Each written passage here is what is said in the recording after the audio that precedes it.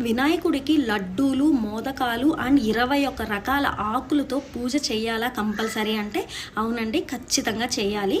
దానికి ఒక చిన్న స్టోరీ ఉంది, ఇప్పుడైతే చెప్తాను. ఒకరోజు అనసూయ అని ఒక ఆమెడ వినాయకుడిని భోజనానికి పిలుస్తుంది. ఆమె చాలా రకాల పలహారాలు స్వామి కోసం చేసి పెడుతుంది. స్వామికి ఎంత తిన్నా కూడా ఆకలి తీరదు. అప్పుడు అనసూయ మోదకాలు చేసి పెడుతుంది. స్వామి ఒక్క మోదకం తినగానే స్వామి ఆకలి అంతా తీరిపోతుంది. ఇది గమనించిన పార్వతీదేవి అప్పటి నుంచి వినాయక చవితి రోజు ఖచ్చితంగా స్వామికి మోదకాలు పెట్టాలని చెప్తుంది.